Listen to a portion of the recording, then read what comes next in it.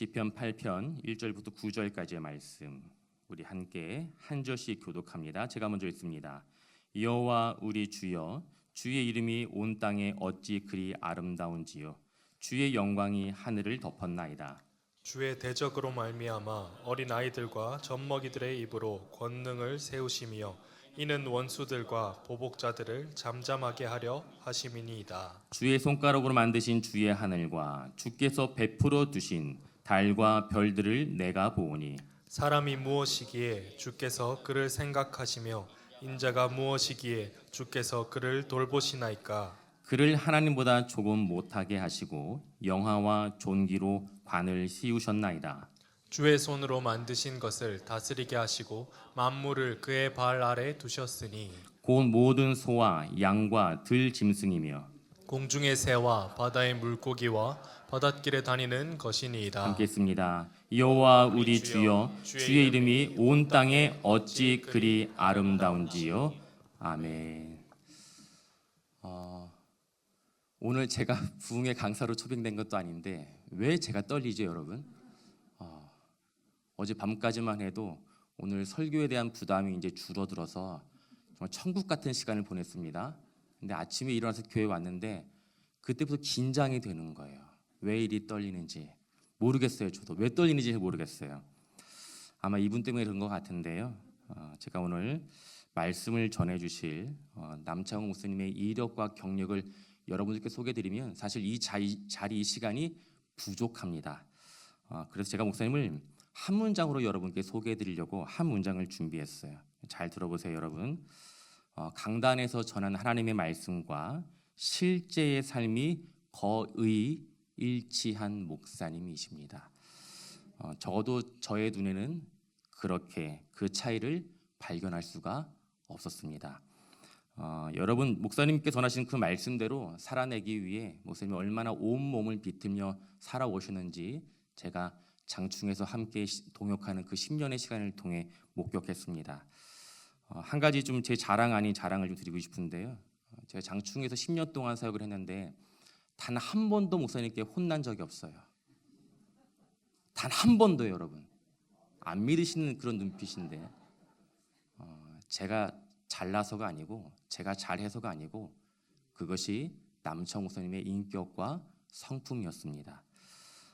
늘 부교육자를 소모품처럼 여기지 않고 늘 동역자로 세워주신 목사님이 바로 남창 목사님이세요. 저 뒤에는 사모님 같이 오셨는데 사실 오늘 이 자리에 오신 사모님이 목사님보다 한 3배는 성품이 더 좋으세요. 나중에 기회 되면 사모님 간증을 들어보면 참 좋겠는데 제가 늘 엄마라고 불렀던 분이거든요.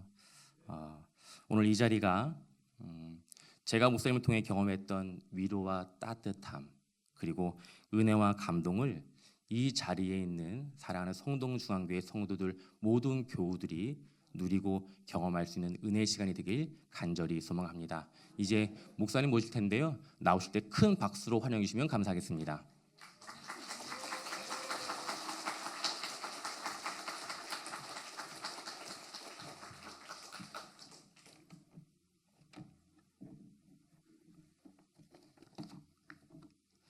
말씀하시기는 어제부터 긴장이 되고 떨렸다고 그러는데 말씀하는 거 보니까 전혀 그런 기색이 보이질 않아서 그러나 저는 그 마음을 알고 있어요. 떨려요, 사실.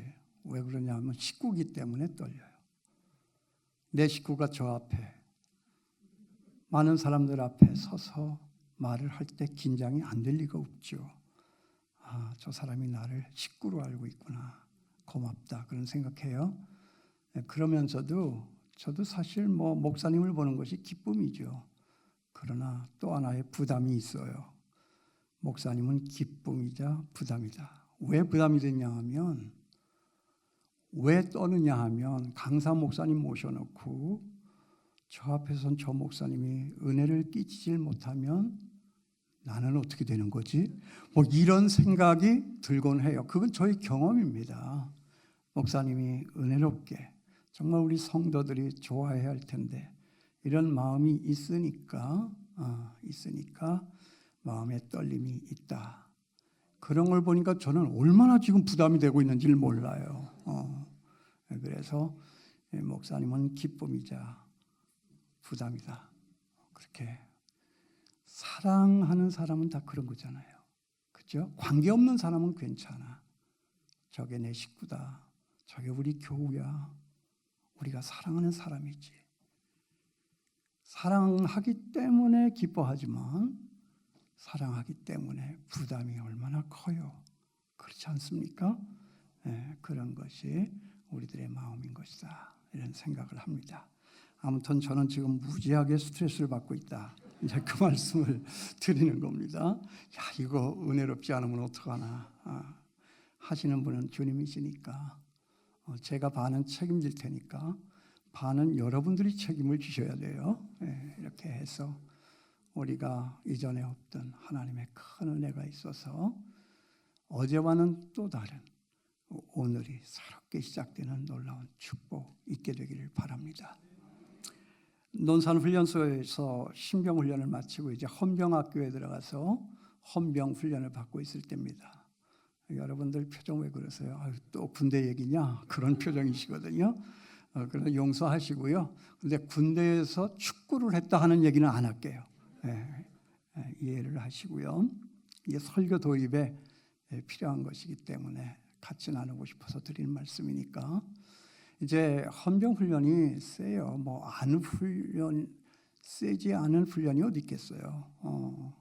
그런데 뭐 할렐레 하고 이렇게 살다가 뭐 학교 다니다가 뭐 친구들하고 놀다가 이불도 개지를 않고 집에서 어지럽히기만 했던 이 사람들이 헌병 여러분 아시죠? 깔끔하잖아요. 반듯하잖아요. 각이 졌잖아요. 그러니까 힘든 거잖아요. 그게 얼마나 힘들어요. 정말 힘들더라고요. 훈련을 받고 지친 몸으로 밤에 이제 머리를 고였는데 비상 벨이 울려요. 비상이에요. 그러면서 나오라고 하는데 뭘 잘못했는지 팬티바람으로 연병장에 집합을 해라. 그때가 언제입니까? 추운 겨울이잖아요. 이 군대에서는 그런 상식적이지 않은 일들이 있어요. 그렇죠. 군대가 맞닥뜨리는 것이 전쟁이잖아요. 전쟁에 무슨 총알이 날아오는데 무슨 상식이 필요해요? 그래서 정말 비상식적인 데가 군대다. 그걸 그때 깨달았으면 내가 그때 힘들었겠어요?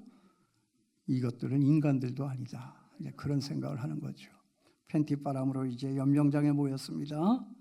근데 추우면 좀 이렇게 비비거나 좀 웅크리면 이게 덜 춥잖아요. 근데 그렇게 놔둡니까? 전부 다 팔 벌려라 해가지고 허수아비처럼 이제 일렬 종대로다가 이렇게 세워놓는 거예요. 그 찬바람이 귀를 에이고, 야, 정말 이가 갈리게 춥다라고 하는 것을 저는 그때 경험할 수가 있었습니다. 그런데 그날 집합한 이유는 바로 이것 때문이었습니다. 고장이 나서 이제 물이 내려가지 않는 변기가 있었겠죠. 그런데 누가 굳이 거기에다가 일을 벌여놓은 겁니다. 사용금지라고 하는 큰 빨간 경고판이 붙어 있는데도 이제 일을 벌인 거죠. 그래서 저는 저걸 누가 그랬나, 그 범인을 색출하려고 이렇게 집합을 시킨 줄 알았는데 그게 아니었습니다.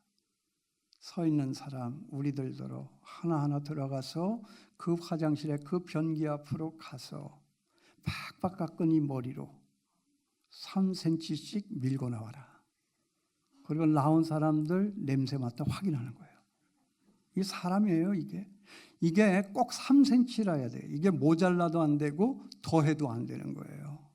한 사람 한 사람 그 안에 들어가는데, 야, 정말 여러분 그 심경이 어땠는가 이제 공감이 오시죠? 근데 거기 정말 그 병사들이 들어갔다 나오는데 정말 뭔가 이렇게 머리에 요리끼리 한 것들이 붙어가지고 나오는 거예요. 아이, 더러워라. 그런데 그때 이상한 일이 벌어졌습니다. 바로 제 앞에 훈련병입니다.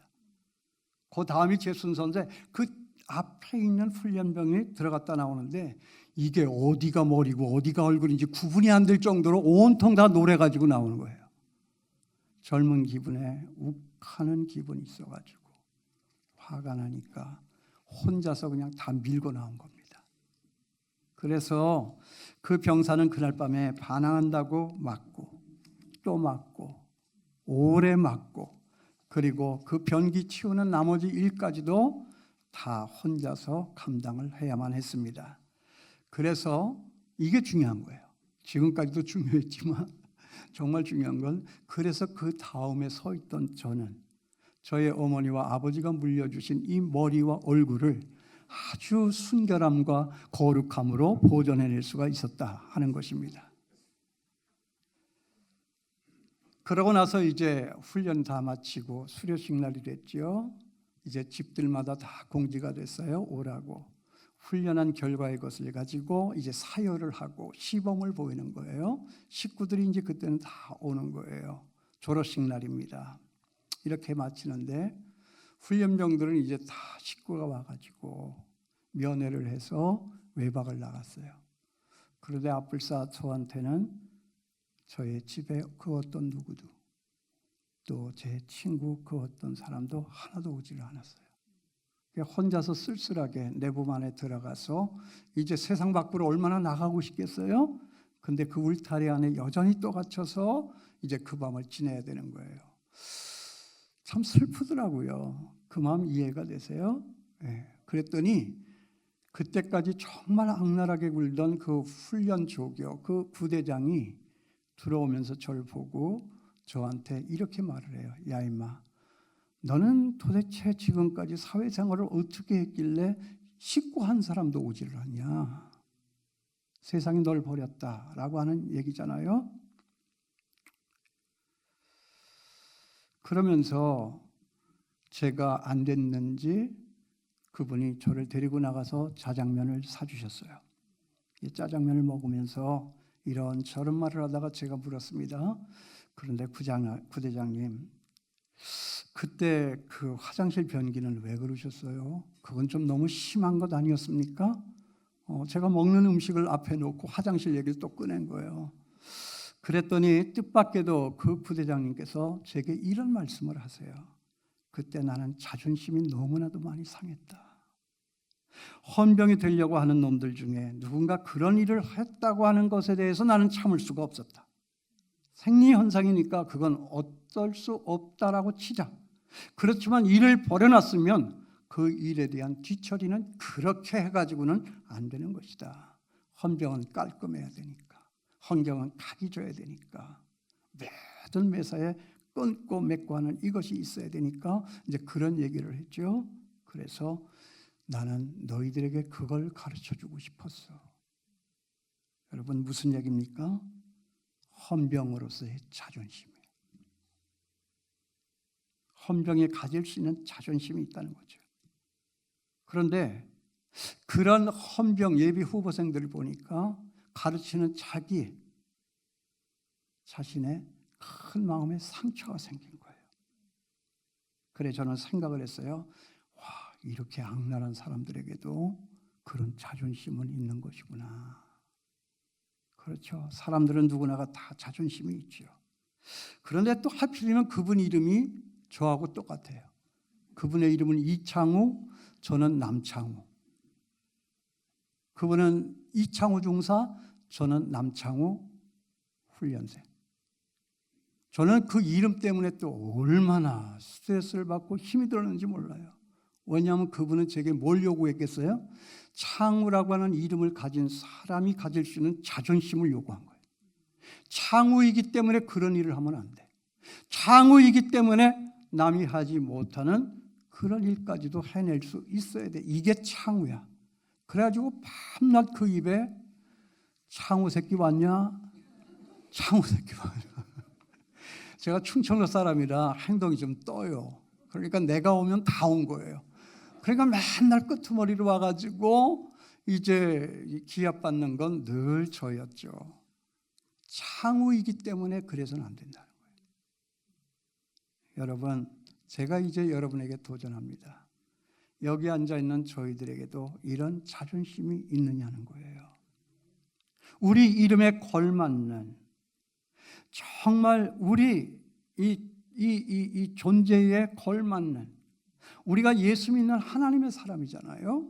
예수 믿는 하나님의 사람으로서 가질 수 있는 그 자존심이 오늘 우리 여기 앉아 있는 우리에게 있느냐 하는 것입니다. 여러분, 저나 여러분, 우리는 누구죠? 하나님의 자녀입니다. 만물을 창조하시고 만물을 다스리시고 만물을 심판하시는 하나님 아버지의 자녀들입니다. 그러니까 여러분, 그러니까 우리의 자존심은 어떤 자존심이어야 해요? 아니, 어떤 자존심입니까? 나는 인간, 나 아무개로서가 아니라 하나님의 사람, 하나님의 백성, 하나님의 자녀, 그런 나에 대한 이 자존심이 있느냐 하는 것입니다. 제가 지금까지 목회하면서 제가 맞닥뜨린, 그리고 저와 함께 생활했던 이 교회, 우리 성도들을 보면서 늘 생각했던 그 중심의 주제어는 바로 이 자존심에 대한 문제였어요. 나는 우리 한국교회가 이 자존심을 회복할 수 있으면 좋겠어요. 그래야 하나님의 자녀인 거지. 그래야 하나님의 사람인 거지. 이게 하나님의 사람인지 세상 사람인지 구분이 되지 않는다 할 것 같으면, 세상 사람들이 힘들고 지치고 어려워서 이 교회에 와서 뭔가 그래도 여기에는 새로운 것이 있겠지, 이렇게 누더기가 된 나 같은 사람도 들어가면 살 수 있는 길이 열리겠지 하고 다른 무엇이 있을까 하여 기대감을 가지고 교회를 왔는데, 교회를 보니까 뭐 교회나 세상이나 그게 그거야. 그러니까 실망이 큰 거죠. 그러니까 좌절이 큰 거죠. 여러분, 우리는 이 자존심이 있어야 된다고 생각합니다. 하나님이 우리와 함께 하시고 하나님이 거하시는 이 성전이고 그 하나님이 내 마음속에 계신 하나님의 사람들이라고 하면 그 하나님의 빛은 보여야 한다. 그것이 보여질 수 있는 이것이 우리의 자존심이다 하는 것입니다. 그러니까 정말 속상한 건 뭐냐 하면, 교회 다니는 것들이 그런 얘기 하잖아요. 여러분, 절에 다니는 것들이 그런 얘기 하는 거 들어보셨어요? 성당에 다니는 것들이 그런 얘기 들어본 적 있나요? 왜 근데 유독 교회 다니는 것들이, 나는 교회 목사로서 그것이 너무나도 자존심이 상했단 말이에요. 한껏 좋게 생각하면 이렇게 우리는 이해할 수 있어요. 뭐 절에 다니는 사람들, 뭐 성당 다니는 사람들 다 그렇지. 그 사람들은 원래 그런 거야. 그 사람들에 대한 기대는 없어. 그러나 아직까지도 우리 교회에 대한 기대감이 있기 때문에 그 기대가 무너지는 순간에서 교회 다니는 것들이라고 말하는 것이 아닐까, 그런 생각을 해보는 겁니다. 아무튼 우리에게 하나님의 자녀로서의 그 자존심이 있느냐 하는 것입니다. 사람들은요, 내가 누구냐 하는 이것을 아는 것을 따라서 삽니다. 내가 누구냐 하는 이것을 아는 것만큼 삽니다. 나는 목사다, 목사만큼 사는 거예요. 나는 하나님의 자녀다 하면 하나님의 자녀만큼 사는 것입니다. 그러나 나는 원숭이의 후손이다, 나는 원숭이에게서 왔다, 그럼 원숭이처럼 사는 것입니다. 그러니까 지금 이 땅에 사는 모든 사람들이 다 원숭이처럼, 짐승처럼 사는 것이 아닌가, 그런 생각을 해보는 것입니다. 하나님의 자녀이면 자녀답게 사는 것입니다. 이 자존심의 회복, 이것이 중요하다 하는 것입니다. 하나님은 여기 있는 저나 여러분, 우리 모두를 창조했죠. 하나님께서 만드셨어요. 하나님이 자녀로 만드셨습니다. 하나하나 만드셨습니다. 그러므로 여러분, 여기 있는 우리들 모두는 이 땅에 있는 그 어떤 사람과도 비교해서도 안 되고 비교당해서도 안 됩니다. 교회에 앉아있는 우리끼리라 할지라도 옆에 있는 그 사람과 비교할 것이 무엇이 있겠습니까? 하나님이 나를 어떻게 바라보고 계시는데, 하나님이 나를 어떻게 생각하고 계시는데, 하나님이 나를 이 성전에, 이 자리에 앉히기 위해서 어떤 노력과 어떤 수고와 어떤 희생을 하셨는데, 하나님의 인생이 우리 앞에 다 걸려 있는 것인데, 이게 우리의 자존심이 아닐까요? 만약에 집에서 키우는 아이가 학교에 가서 시험을 봤는데 실수를 했어. 뭐 실수할 수도 있는 거지. 근데 이 녀석이 집에 와가지고 밥을 안 먹어. 여러분, 속상합니까? 안 속상합니까?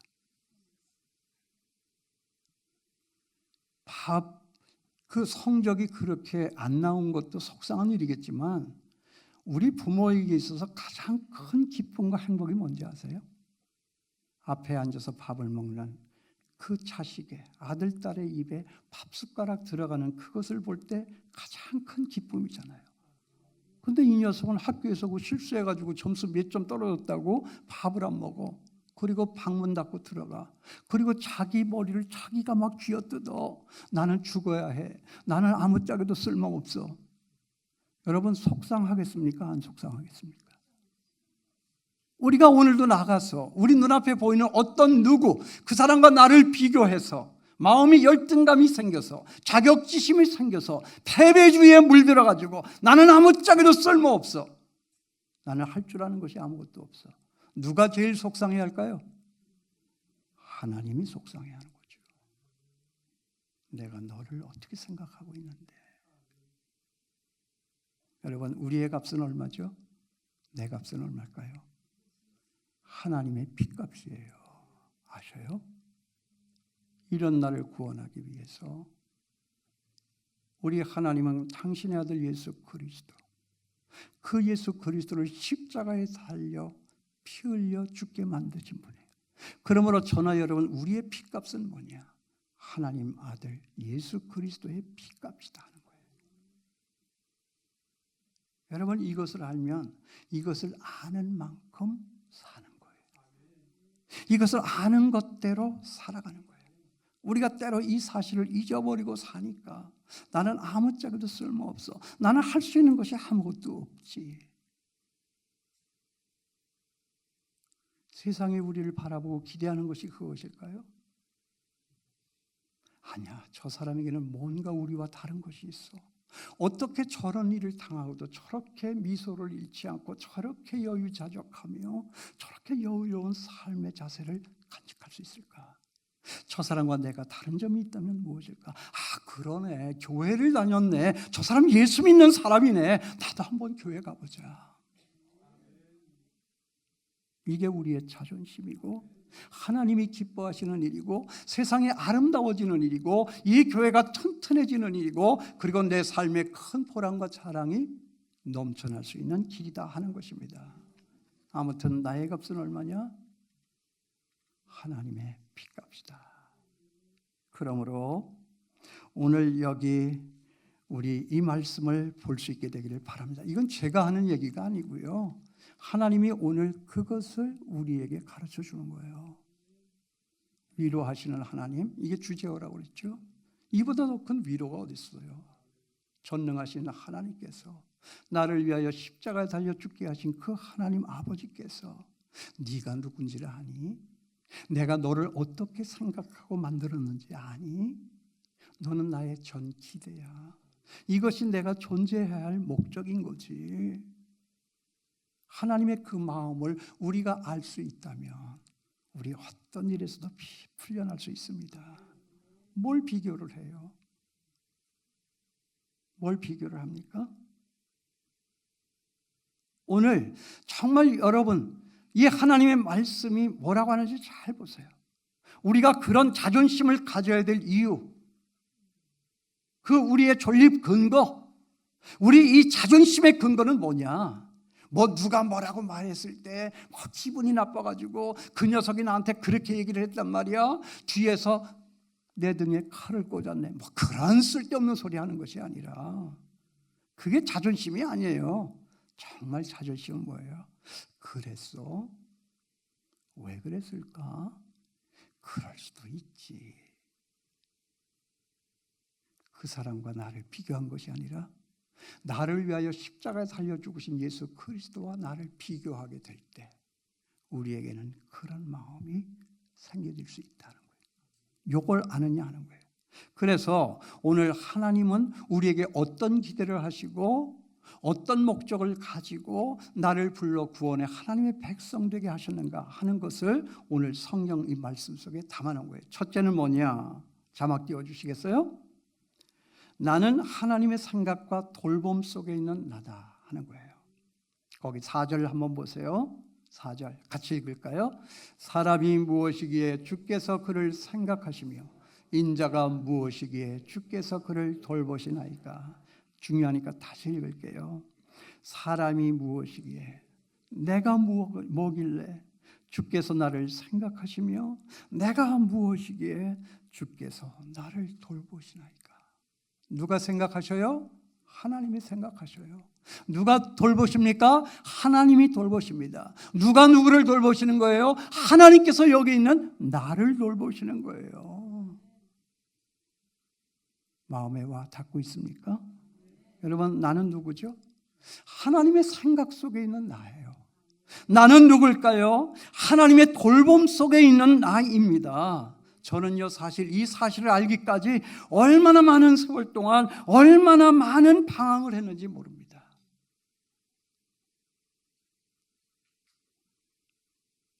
하나님이 나를 생각하시고 돌보신다고 하는 이 사실을 알기까지 저는 부모가 없이 살았어요. 그러니까 헌병학교 졸업할 때도 아무도 안 오는 거지. 이제 아셨겠죠? 부모 없이 자랐어요. 세상 사람들은 다 나를 거절하고 세상 사람들은 나를 다 거부하고. 그런데 제가 어느 날 교회를 가고 예수를 믿고 이 말씀이 제 귀에, 제 가슴에 들려지기 시작할 때 저는 달려졌습니다. 세상이 나를 거절한다 할지라도, 세상이 나를 몰라준다 할지라도 하나님 나를 생각하셨대. 하나님은 나를 돌보고 계신데. 아멘. 아멘.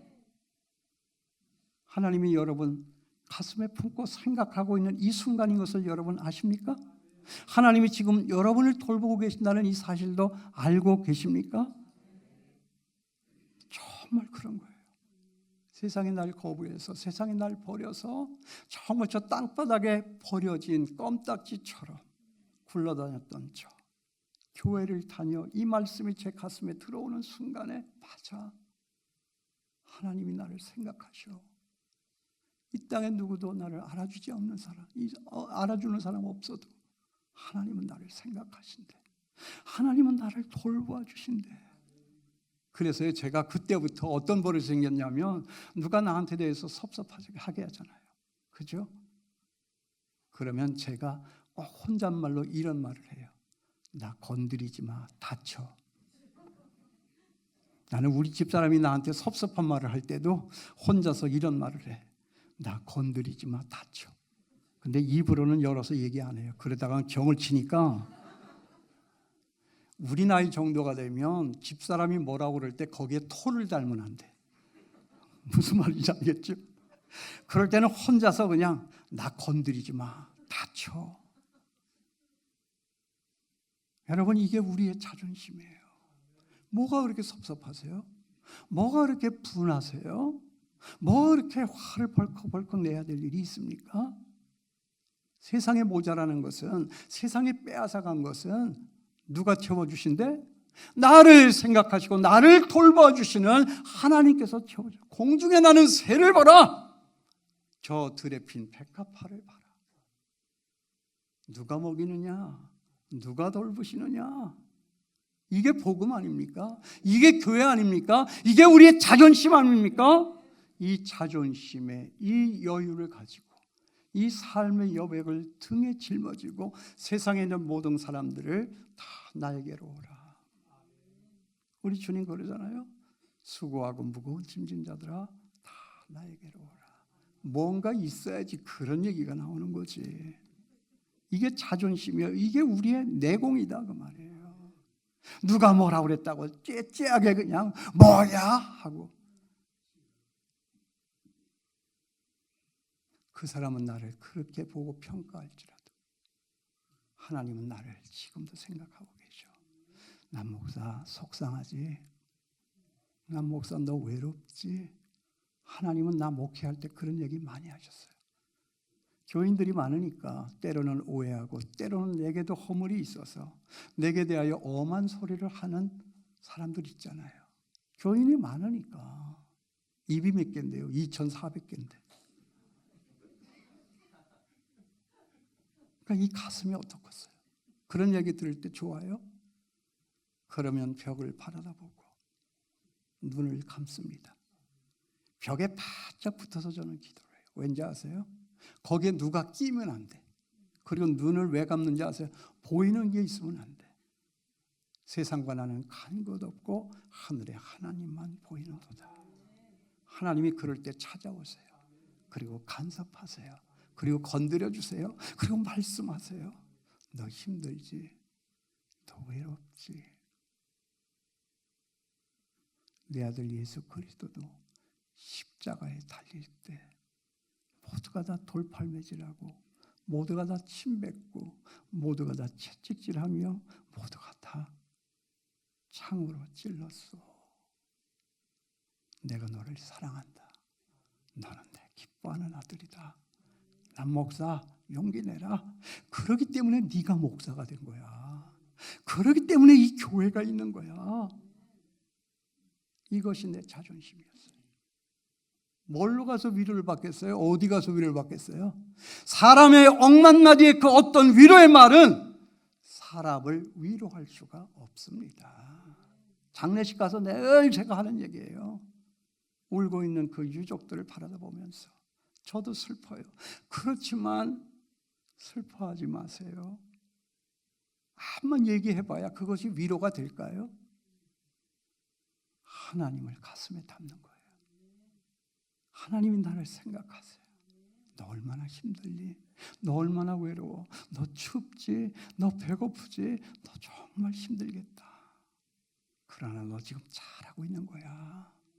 하나님의 사람다움을 보여라. 그 자존심을 읽히게 해라. 그래야 세상은 밝아지고 그래야 세상은 나아지는 것이다. 이게 우리 예수 믿는 사람들의 자존심이에요. 그러므로 여러분, 세상과 나를 비교하지 않게 되기를 바랍니다. 어떤 누구와도 나를 비교해서는 안 됩니다. 나는 이 나 자체만으로도 훌륭하고 충분합니다. 하나님의 골짜품이니까 애써 내가 누구냐고 다른 사람들에게 나를 증명해낼 필요가 없습니다. 그까짓 건 내 실력 가지고 나를 증명해내 봐야 사람들은 그 앞에서는 부러워할 줄 몰라도 돌아서면 욕합니다. 잘나면 얼마나 잘났어. 에이구 가진 것들이 더해. 그렇게 욕하던데요. 그렇지 않습니까? 여러분, 내가 위대한 사람인 것을 증명해내기 위해서는 내가 나로 내 안에 있는 것들로 증명해내는 것이 아니라 내 속에 있는 하나님으로 나를 생각하시고 나를 돌봐주시는 그 하나님으로 나를 드러낼 때, 그러려면 내가 어떻게 해야 돼요? 깨져야 되죠. 그래 우리 장로님들 권사님들이 예수 믿고 회개하고 돌아온, 그래서 새 생활 바른 생활 하기 시작한 그 형제를 보고 뭐라 그래요? 저 사람 깨졌어. 깨져야 내 안에 있는 게 나오지. 이것이 우리의 자존심이다. 내가 누구냐고요? 하나님의 생각 속에 있는 나이고 하나님의 돌봄 속에 있는 나입니다. 그 위대하신 하나님 앞에 위대한 내가 되었기 때문에 이제는 정말 위대한 일을 꿈꾸면서 살아가는 이것이 우리 신자의 자존심이다 하는 것입니다. 이보다 더 좋을 수 없다라고 하는 영화가 있어요. 이 멜빈 역을 맡은 이 잭 니콜슨이라고 하는 유명한 배우가 있어요. 이 사람은요 오랫동안 자기 스스로에 대한 이 패배감, 열등감 이런 걸로 꽉 차 있었어요. 그 자기 스스로가 감옥을 만들어서 그 안에 그냥 퍽 들어가 가지고 세상과 거의 단절하다시피 살았어요. 그런데 어느 날 정말 미모의 여인, 사랑스러운 여인, 정말 자기가 좋아할 수밖에 없는 여인이, 근데 내가 좋아하는 것도 이게 경이로운 일인데 그 내가 좋아하는 여자가 정말 너무 좋아서 두려워서 떨려서 가까이 갈 수 없는 그 여자가 나를 보고 미소를 짓네. 그리고 나를 와서 손잡아 주네. 너무 이쁜 거예요. 그래서 드디어 그 순간에서 자기는 자기의 감옥을 탈출하여서 이제 새로운 세상으로 나옵니다. 그리고 그 남자 잭 니콜슨이 그 캐롤이라고 하는 자기가 사랑하는 여자 앞에서 무슨 말을 고백하는지 아세요? 저는 그 영화 보면서 이건 너무 감동했어요. 당신 때문에 나는 정말 더 좋은 사람이 되고 싶어요. 당신 때문에 나는 정말 더 좋은 사람이 되고 싶어요. You make me want to be a better man. 그러니까 하나님, 나는 정말 하나님 때문에 더 좋은 사람이 되고 싶습니다. 더 좋은 사람이 될 줄 믿습니다. 세상은 나를 멸시하지만, 세상은 다 나를 돌려놨지만 하나님은 그때 나를 찾아오시고 손잡아 주시고, 너 힘들지? 너 외로웠지? 너 춥고 배고팠네. 내가 너를 사랑한다. 하나님의 그 생각 속에 내가 있고 하나님의 그 돌봄 속에 내가 있다라고 하는 이 사실을 알면 우리 이 세상 살만해요. 그렇게 분하지 않아요. 그렇게 화낼 것도 없어요. 모자라는 것은 다 하나님이 채워주시니까. 그까짓 거 남아봐야 하나님은 그거 깎으세요. 왜요? 하나님을 의지하지 않고 자기에게 넘쳐나는 그것 붙잡고 살아가다가 그거 무너지는 날에 같이 죽을 수밖에 없는 인생 되어질까 봐 하나님은 때로는 뺏으신단 말이에요. 그래서 남편도 뺏어가고 재산도 뺏어가고 자리도 뺏어가고 아들도 뺏어가고 막 그래요. 왠지 아세요? 그거 의지하여 살다가 그거 무너지는 날에 내 인생도 무너질까 하노라. 그래서 미리 뺏으시고요. 근데 모자라는 사람은요, 하나님이 그걸 채워주신다니까요. 10가지 중에 9가지 모자라면 9을 채우셔. 10가지 중에 6이 모자라면 6 채우셔. 10가지 중에 하나 모자라면 하나 채우세요. 그래서 예수님이 뭐라고 그랬어요? 심령이 가난한 사람은 복이 있나니 천국이 너희 것입니다. 부족하다고요? 하나님이 생각하시는데. 부족하다고요? 하나님이 채워주시는데. 하나님의 위로가 넘쳐나는 이 시간 되길 바랍니다. 그 다음에 두 번째로 우리 믿는 자의 자존심이 뭐냐? 우리 이 자존심의 원천은 뭐냐 하면 나는 하나님의 대리자라는 거예요. 하나님을 대신할 수 있는 사람은 이 세상에 나다 하는 거예요. 그런데 이상해. 세상 사람들 왜 대통령 선거를 할 때마다 그렇게 난리를 치고 그래요? 아니 대통령이 무슨 메시아예요? 우리 대한민국 사람들 보면 뭐 다른 나라도 그렇겠지만은 대통령 뽑는 걸 마치 무슨 메시아를 뽑는 것처럼 해. 그래놓고 얼마 지나지 않아서 저거 메시아 아니네 하니까 그냥 막 쥐어 흔들어 버려. 그러니까 안 되는 거지. 안 되는 거예요. 여러분, 저와 여러분이 누구라고요? 하나님을 대신할 수 있는 하나님의 대리자. 여러분, 제가 입 바른 소리 여러분들에게 위로하려고 제가 이거 빈말하는 거예요. 말씀이 있잖아요. 거기 6절 말씀 보세요. 같이 한번 읽을까요? 시작. 주의 손으로 만드신 것을 다스리게 하시고 만물을 그의 발 아래 두셨으니. 주의 손으로 만든 것, 이게 뭐예요? 천지우주 만물이에요. 그렇죠? 우리 눈에 보이는 모든 것, 우리 눈에 보이지 않는 그것까지도 하나님은 다 누구에게 맡겼다? 저나 여러분 우리에게 맡겼다는 거예요. 대통령에게 맡긴 것이 아니라, 정부 강요들에게 맡긴 것이 아니라, 이 땅에 있는 어떤 권세자들에게 맡긴 것이 아니라, 심지어는 하나님은요, 이 땅을 한순간도 귀신에게 내어 맡긴 적이 없다고요. 하나님은 누구에게 맡겼어요? 저나 여러분 우리에게 맡겼어요. 우리는 하나님의 동역자예요. 하나님을 대신할 수 있는 사람들이에요. 나는 그렇게 할 수 없지만 내 안에 계신 성령님 일어나시면 나는 하나님이 되고 하나님이 하실 수 있는 일을 하고. 그래서 예수님이 뭐라고 그랬어요? 내가 이렇게 큰 일을 했는데 니네들 그거 보고 놀라고 있니? 내가 알기엔 너희는 나보다도 더 큰 일을 행하리라. 요한복음 8장에 분명히 나와 있었어요. 이건 뭐 예수님이니까 하는 거지. 그건 뭐 목사님이니까 하는 거지. 아이고, 그러니까 그렇게밖에 못 사는 거지. 내가 할 수 없는 것을 너희는 할 수 있다. 내가 한 것보다도 더 큰 것을 할 수 있다. 이것이 저나 여러분 우리다 하는 거예요. 대단하지 않습니까? 중요한 것은 내가 하려고 하니까 그래. 나만 살아있기 때문에 그래. 나를 비우고 나는 없어지고 내 안에 계신 성령 하나님이 나타나질 때 나는 변하고 내 가정은 변하고 내 직장은 변하고 내 교회는 변하고 이 나라 이민족이 변하여 사는 역사가 일어나게 될 것이다. 우리는 하나님의 대리자예요. 맞아요, 하나님. 내가 하나님의 대리자인데 우리 교인하고 싸워서야 되겠어요? 나는요, 이 길 가다가 이제 교통사고 나잖아요.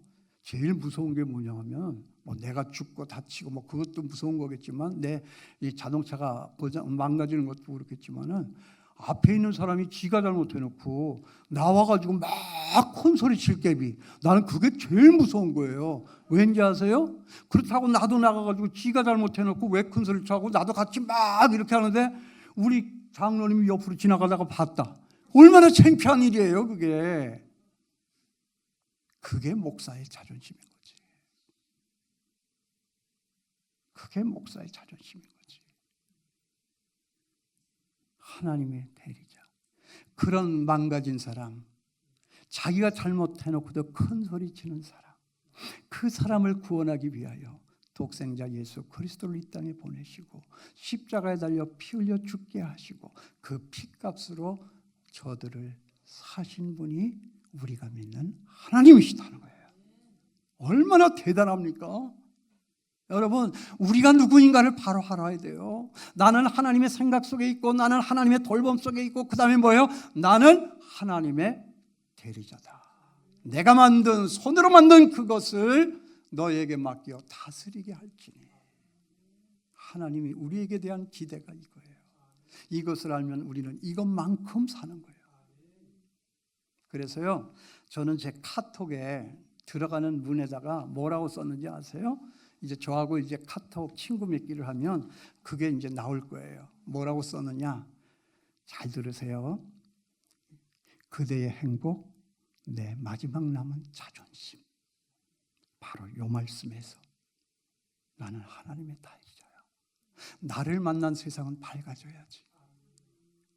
내가 그 자리에 갔다면 그래도 그 자리는 어제까지 없었던 새로운 일 뭐 하나라도 생겨져야 되는 것이지. 나를 만난 우리 집사람 행복해야지. 아이고, 지금 우리 집사람이 저 뒤에 있어서 너 말은 잘한다. 말은 잘하네. 너 거기서 내려오지 마라. 그럴까 입이 그런데. 아니, 마음은 그렇게 생각한다 이거야. 나를 만났으면 행복해야지. 하나님의 대리자인데, 못할 것이 없는 사람인데 나를 만난 우리 아들 행복해야지. 우리 딸 행복해야지. 나를 만난 우리 교회 교인들 행복해야지. 그런데 나를 만난 우리 집사람이 얼굴이 막 수심이 가득하고 막 분에 차 있고 막 이러면 나는 자존심이 상해서 견딜 수가 없는 거예요. 왜 그럴까? 왜 그럴까? 우리 아들이 고를 부리고 우리 딸이 심술을 부린다면 이쁘지 않은 그 모습을 바라볼 때 정말 내 자존심이 상해서 견딜 수가 없는 거예요. 우리 교인들 중에 어떤 누구 하나가 큰 소리를 치고 막 분란을 일으키고 여기저기 가서 해치고 다니고 뭐 그런다고 하면 아유, 다른 교회 갔으면 좋겠다. 그거는 인간도 아니고 목사도 아니야. 내 자존심이 상해서 견딜 수가 없어. 그래서 저는요, 밖에 나가서 우리 교인들 흉 한 번도 본 일이 없어요. 그거 흉 보면 바보야. 내가 있는데 왜 그런 인간들이 나와? 그건 내가 목회를 잘못한 거잖아. 그건 자기 얼굴에 침 뱉기잖아. 그걸 바라보면서 주여, 내가 어떻게 해야 되죠? 저 사람을 위해서 내가 해야 될 일이 뭐죠? 어떤 자세로, 어떤 표정으로, 어떤 언사로서 저에게 가까이 다가서 정말 이 땅이 의와 평강과 시작이 넘쳐나는 하나님의 나라라고 하는 것을 드러낼 수가 있죠? 물어보는 거예요. 그렇죠? 나를 만났으면 행복해야지. 내가 누군데. 여러분 아시겠습니까? 여러분이 있어 여러분의 옆 사람이 행복하고, 여러분의 좌우에 앉은 분들이 행복하고, 여러분 뒤에 앉은 분들 행복할 수 있게 되기를 바랍니다. 이게 교회인 거지. 이게 신자인 거지. 이게 예수 믿는 거지. 이렇게 되면 정말 이 성동중앙교회를 통하여서 살만 나는 세상이 이루어지게 될 줄을 믿습니다. 그래도 여러분의 교회가요, 전성인 목사님이 선전하고 다녔나? 좋은 소문이 막 나요. 알고 계십니까? 얼마나 내 마음에 위로가 되는지 몰라. 그렇지, 제가 나를 만났으니까 그렇게 된 거지.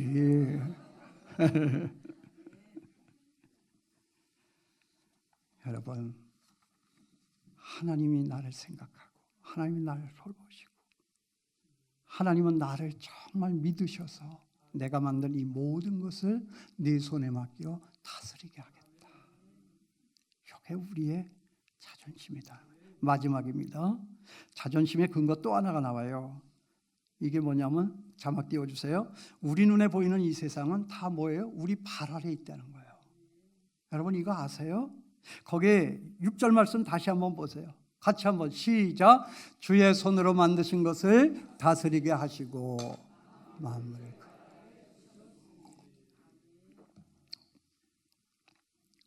그냥 읽은 거 기억하세요? 소리만 내고 없어진 거 아니에요? 거기에 마지막에 이런 거 있어요. 만물을 그의 발 아래 두셨다. 여기서 그는 누굽니까? 여러분이에요. 여러분. 교회에서 목사님 물어보면 하나님 하면 거의 다 맞아. 근데 요거는 틀려. 그의 발 아래 두셨다. 주의 손으로 만드신 것을 다스리게 하시고 만물을 그의 발 아래 두셨다 라고 하는 것은 저나 여러분 우리들이에요. 예수 그리스도의 뒤를 쫓는 우리들. 세상을 우리는 밟고 사는 사람들이에요. 밟고 사십니까? 세상 내 앞에 닥쳐온 내게 찾아온 그 모든 일에 대해서, 내가 바라보는 이 세상에 대해서 여러분들은 어떤 시각으로 바라다보고 계실까요? 밟고 계세요? 밟고 계십니까? 밟고 계십니까? 머리에 이고 사십니까? 그냥 세상 모든 걱정거리 문제 다 머리에다가 이고, 그리고 가슴으로 끌어안고 머리앓이를 하고 가슴앓이를 하면서 살아가는 사람들이 얼마나 많은지요. 교회 안에도 얼마나 많은지요. 여러분, 우리 머리 위에는 하나님만이 계셔야 되고 우리의 가슴 속에는 하나님만이 계셔야 되는 거예요. 세상은 어떤 세상이에요? 밟고 다니라고 있는 세상이에요. 밟고 건너가라고 하는 세상이에요.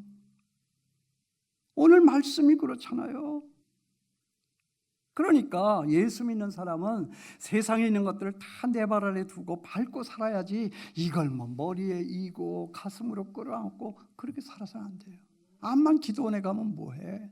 기도원에서 눈물 콧물 흘리면서 주님 앞에 그 고민의 이 고통의 보따리를 다 풀어 헤쳐놓고 그리고 시원하게 기도하고 이제 산을 내려와. 근데 그냥 그걸 거기다 놓고 내려와야 되는데 그걸 또 보자기로 꽁꽁 싸. 누가 가져갈 게비. 그리고 다시 머리에서 짊어지고 내려와. 아이고, 그게 무슨 기도하는 거요. 세상은 밟고 살아. 여호수아에게 뭐라고 말씀하신 거 기억납니까? 내가 모세에게 말한 바와 같이 너의 발바닥으로 밟는 것은 모두 내가 너에게 주었다. 이 발로 밟고 서게 하심. 그게 저와 여러분 우리인데, 그런데 우리는 왜 밤낮으로 이 세상에 있는 것들을 머리에 짊어지고 가슴으로 끌어안고 그렇게 가슴앓이를 하며 머리 아파 살고 있느냐 하는 거예요. 이게 우리 아니잖아요. 이건 세상 사람들의 모습이잖아요. 그건 우리의 자존심이 아닌 거잖아요. 밟고 살아갈 수 있게 되기를 바랍니다. 언젠가는 없어질, 언젠가는 변하고야 말, 언젠가는 나를 떠나가야 할 그런 것들. 죽음의 강을 건너는 순간에서는 내가 그렇게 쫓아가고 내가 그렇게 참 집념으로 가지려고 하고 움켜쥐려고 했던 그 모든 것들 다 두고 떠날 날이 있을 거예요. 그렇죠? 어떻게 그 죽음의 강을 건널 건데, 어떻게 주님을 만날 건데, 세상은 다 없어지는 거야. 다 변하는 거야. 보라, 내가 만물을 새롭게 한다. 하나님의 창조 그 역사 밖에는 새롭게 할 수 있는 것은 없어. 오늘의 새 것은 내일부터 흥계되는 거야. 이 세상에 영원히 존재할 수 있는 것 없어. 영원히 나와 같이 할 수 있는 것 없어. 결정적인 순간에 정말 나를 배반하여 죽음의 강을 나 혼자 가게 만드는 이 세상에 있는 것들인데, 그건 배우자도 마찬가지, 내 아들, 딸도 마찬가지, 나 혼자 가는 거잖아요. 그런데 뭐 그런 것들을 머리에다 짊어지고 가슴으로 끌어안고 그렇게 집착을 하면서 꼴불견 있게 살게 되었냐 하는 거죠. 밝고 살아갈 수 있게 되기를 바랍니다. 마지막으로 요 얘기하고 마칠게요. 저희 아들 어렸을 때 제가 이제 신학교를 다닐 때였어요. 신학교 공부하고 교회 사역해야 되니까 바쁘죠. 그래가지고 어느 날 이제 이렇게 들어갔는데 집안 분위기가 이상해요. 가만히 보니까 아들이 엄마한테 혼난 거야. 요놈이 분명히 혼났어. 그리고 시무룩하게 딴 때 같으면 저만 보면 방긋 웃고 좋아했던 아들인데 그냥 뭐 이렇게 인사를 하는 둥 만 둥 그래. 보니까는 제가 눈치가 빨라가지고 이거 엄마한테 혼났구나. 그래가지고 애가 하도 안 됐고 내가 그동안 너무 바빠서 아들하고 놀아주지 못한 죄책감도 있기 때문에 저 아들을 어떻게 기쁘게 해주지? 그 아들한테 다가서 아들 우리 밖으로 나가자. 아빠가 아이스크림 사줄게. 그러니까 우리 아들이 그래? 그러는 거예요. 그래서 같이 손잡고 나왔어요. 아이스크림을 샀어요. 이 아이가 엄마한테 시컷 야단 맞다가 아빠가 와가지고 그것도 먹지 못하게 하는 아이스크림까지 받았어요. 이게 얼마나 좋겠어요. 너무 좋으니까 이놈이 그걸 들고 그냥 폴짝폴짝 뛰는 거예요. 얼마나 초상맞게 뛰다가 그냥 종이 껍데기 안에 있는 그 내용물 아이스크림이 그냥 땅바닥에 가서 퍽 떨어진 거예요. 그러니까 이 애가 갑자기 굳어지면서 땅바닥에 있는 그 아이스크림 쳐다보고 내 얼굴 쳐다보고 또 쳐다보고 이렇게 하다가 나중에 급기야 와 하고 울어버리는 거예요. 그래야 울지 말라고 달개도 이건 듣지가 않는 거예요. 그냥 아파트가 막 떠나갈 정도로 막 울어제끼는 거예요. 그래서 제가 귀에다 대고 이렇게 얘기했어요. 아들아 울지 마. 아빠가 또 사줄게. 그런데 내가 이번엔 2개 사줄 거다 그랬어요. 그러니까 애가 뚝 굳히더라고요. 정말? 그거 정말이지. 그리고 제가 한마디 더 했어요. 근데 있잖아 아들 저 땅에 떨어진 저 아이스크림 어떻게 해? 다른 사람 보기에도 그렇고 저거 밟으면 안 되잖아. 우리 저거 밟아버리고 가자. 그 말이 떨어지자마자 아들이 가가지고 발로 막 밟고 으깨고 그냥 그때 우리는 같이 밟았죠. 흔적조차 없이 날려가 버렸죠. 얼마나 마음이 시원하든지. 여러분 때로 우리의 마음을 슬프게 하는 것들이 있죠. 그것은 우리에게 필요한 거예요. 그게 필요 없다라고 얘기하는 거 아니에요. 정말 그 고통스러운 건 이건 없어져야 되는 거예요. 그렇지만 정말 하나님은 쌍칼잡이라며 곤고한 날에는 생각하라. 기쁜 날에는 기뻐하라. 그리고 곤고한 날에는 생각하라. 하나님이 이 2가지를 너에게 병행하게 하사 사람으로 그 장래일을 알지 못하게 하셨느니라. 그래서 하나님은 기쁨의 날과 고통의 날 이 2가지의 칼을 가지고 우리를 훈련시키시고 단련시키시고 천국 백성으로 만들어 가시는 거예요. 그러니까 우리에게 그런 고통도 있는 거지. 그런 말씀을 하시나요? 그럴 수는 있어요. 그렇지만 그런 것들이 영원한 것이 아니에요. 그 풍랑이는 바다가 있기에 우리 그 풍랑 이 풍랑이 있기 때문에 우리는 더 소원의 항구를 향해서 더 쏜살같이 빠르게 갈 수 있는 것이 우리들이에요. 우리가 세상이 좋으면 하나님이 보이겠어요? 냉장고에 열면 먹을 것이 가득하고 나한테 와서 애꿎은 얘기하는 사람 없고 괴롭히는 사람 없으면 여기가 천국인 거지. 아시겠어요? 정말 세상에 있는 것들은 다 밟아버리며 살아갈 수 있게 되기를 바랍니다. 여러분들의 남편이 여러분들의 신랑이 엄한 말을 할 때 여러분 밟아버릴 수 있게 되기 바랍니다. 근데 말은 하지 마세요. 마음으로만 살짝 밟아버릴 수 있게 되기를 바랍니다. 하나님의 위로가 있게 되길 바라요. 이게 예수 믿는 맛이고 이게 우리의 자존심인 건데 하나님이 나를 생각한대요. 하나님이 나를 돌봐주신대요. 그리고 나는 하나님의 대리자라네요. 그리고 세상은 밟고 다니라고 주신 세상이라고 말씀하세요. 기도하겠습니다. 하나님 아버지, 성동중앙교회에 왔습니다. 좋은 소문 듣고 있었던 이 교회, 내 사랑하는 내가 아끼고 사랑하는 목사님이 목회하는 이 교회, 하나님 아버지 이제 정말 환한 빛으로 하는 상태로 이 교회가 하루하루 좋은 소문을 내면서 날로 부흥하며 발전할 수 있는 놀라운 복을 주시는 것 감사합니다. 하나님, 우리 성동 이 중앙교회 성도님들이 이제 이 땅을 다 살고 하나님 나라 앞에 서서 주님 앞에 섰을 때 하나님 감사합니다. 좋은 목사님 주셔서 감사합니다. 좋은 교사를 주셔서 감사합니다. 고백할 수 있는 이 교회 되게 하여 주시고, 목사님도 하나님 앞에 섰을 때 좋은 교회 성도 만나 정말 행복하게 살 수 있게 하셨으니 너무나도 감사합니다. 주님 감사합니다. 고백할 수 있는 세상에 없는 아주 탁월한 의와 평강과 희락이 넘쳐나는 하나님의 나라가 여기 있다고 보일 수 있는 이 교회가 되게 도와 주시옵소서. 예수님의 이름으로 기도하옵나이다.